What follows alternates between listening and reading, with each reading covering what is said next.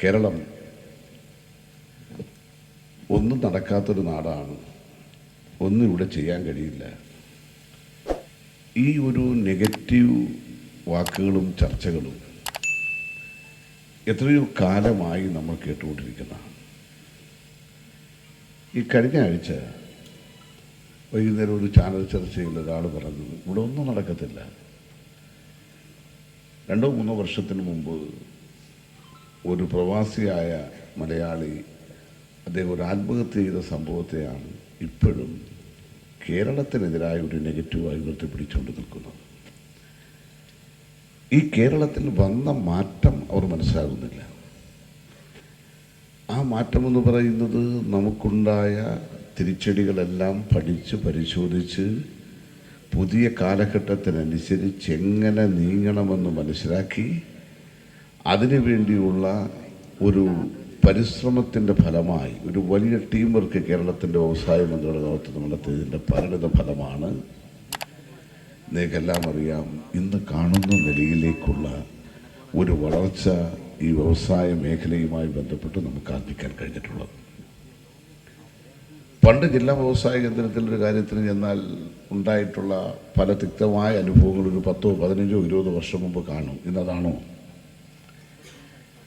ഞാൻ എൻ്റെ മണ്ഡലത്തിൻ്റെ അവലോകന യോഗം കൂടിയപ്പോൾ ഞാൻ ബാങ്ക് മാനേജർമാരെ ആകെ പൊന്നാടി അടിച്ച് സ്വീകരിച്ചു.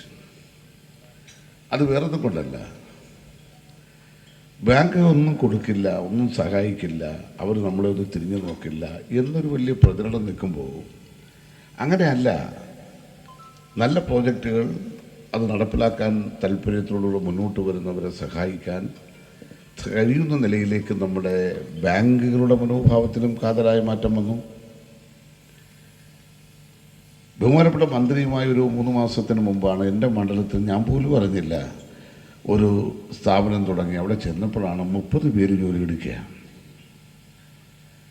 30 പേര് ജോലി എടുക്കുന്ന സ്ഥാപനം തുടങ്ങിയിട്ട് നമ്മൾ ആരോ കാര്യം അവരത് തുടങ്ങി ഒരു തർക്കങ്ങളും ഒരു പ്രശ്നങ്ങളും ഇല്ലാതെ അത് തുടങ്ങി നല്ല നിലയിൽ ഞാൻ ഇപ്പോൾ ഇടക്കിടക്ക് അന്വേഷിക്കുന്നു നല്ല നിലയിൽ അതിൻ്റെ പ്രവർത്തനം മുന്നോട്ട് പോവുകയാണ്. അപ്പോൾ അതുകൊണ്ട് ഞാൻ ഈ സന്ദർഭത്തിൽ ദീർഘമായി സംസാരിക്കുന്നതല്ല. ഉചിതമായിട്ടുള്ളത് നിങ്ങളെല്ലാം കാതോർക്കുന്നത് നമുക്ക് വേണ്ടത് നമ്മുടെ ബഹുമാനപ്പെട്ട മന്ത്രിയുടെ ഒരു പോസിറ്റീവ് എനർജി എപ്പോഴും നൽകുന്ന നിലയിലേക്കുള്ള ഈ ഇടപെടലും ഈ പെരുമാറ്റവും ഈ സമീപനവും അതിനുവേണ്ടി ആ വകുപ്പിനെ എല്ലാം അടിമുടി സജ്ജമാക്കിക്കൊണ്ട് നടത്തുന്ന നീക്കവുമാണ്. നമ്മൾ നേരിടുന്ന ഏറ്റവും വലിയ വെല്ലുവിളിയാണ് നമ്മളുടെ തൊഴിലില്ലായ്മ. ആ തൊഴിലില്ലായ്മയ്ക്ക് പരിഹാരമുണ്ടാക്കാൻ കഴിയുന്ന നിലയിലേക്ക് പുതിയ കാലഘട്ടത്തിനനുസരിച്ചുള്ള ഒട്ടനവധി വരുന്ന പദ്ധതികൾ ആവിഷ്കരിച്ചുകൊണ്ട് അതിനുവേണ്ടിയുള്ള പരിശ്രമത്തിലൂടെ നമ്മൾ മുന്നോട്ട് പോകുമ്പോൾ നമുക്ക് ഏതെങ്കിലും നിലയിലുള്ള ന്യൂനതകൾ ഉണ്ടാകുന്നുണ്ടെങ്കിൽ അത് ചൂണ്ടിക്കാണിച്ച് തിരുത്തിച്ചുകൊണ്ട് തന്നെ ഈ ലക്ഷ്യത്തിലേക്ക് നമുക്ക് എത്താൻ കഴിയണം. ചെറിയ കാര്യമല്ല. കേരളത്തെ പഠിച്ചവർക്ക് കേരളത്തെ അംഗീകരിക്കേണ്ടി വരുന്നു. നമ്മുടെ റാങ്കിങ് അതിനകത്ത് വന്ന് ഞാൻ നോക്കിയായിരുന്നു. ആ റിപ്പോർട്ടിനകത്ത് 28ാം സ്ഥാനത്ത് നിന്ന് 15ാം സ്ഥാനത്തേക്ക് കേരളം മാറി. ചെറിയൊരു കാര്യമാണ്. ആരും ഇങ്ങോട്ട് പോകരുത് എന്നുള്ളത്. നമ്മുടെ ചാനലുകൾ പലതും തുറന്നു വെച്ചാൽ വൈകുന്നേരത്തെ ചർച്ച കേട്ടാൽ ഇതുപോലെ മുടിഞ്ഞൊരു സംസ്ഥാനമില്ലെന്ന് തോന്നുന്ന നിലയിലാണല്ലോ. അവരാരും ഇതൊന്നും കാണുന്നില്ലല്ലോ. ഇതൊന്നും അവർ കാണുന്നില്ല. വരുന്നൊരു മാറ്റത്തെ അവരാരും കാണാൻ തയ്യാറാകുന്നില്ലല്ലോ. വിമർശിക്കുന്നതൊന്നല്ല, പക്ഷേ വിമർശിക്കുമ്പോൾ തന്നെ വരുന്ന മാറ്റം എന്താണ്, മുന്നേറ്റം എന്താണ്, എങ്ങനെയാണ് ഈ നാട്ടിലെ സംരംഭകർ ഈ പ്രവർത്തനങ്ങളിൽ പങ്കെടുക്കുന്നത്, അതിൻ്റെ വിജയം എന്താണ് എന്നതിനെക്കുറിച്ച് 4 പേര് പറഞ്ഞിട്ട് 6 പേര് വിമർശിച്ചു. ഒരു തർക്കമില്ല. പക്ഷേ ഈ വിമർശനങ്ങളെ എല്ലാം അതിജീവിച്ചുകൊണ്ട് അതിൽ നിന്ന് തന്നെ എന്തെങ്കിലും പാഠം ഉൾക്കൊള്ളാനുണ്ടെങ്കിൽ അതെല്ലാം ഉൾക്കൊണ്ടുകൊണ്ട് തന്നെ നമ്മൾ ബഹുദൂരം മുന്നോട്ട് പോവുകയാണ്.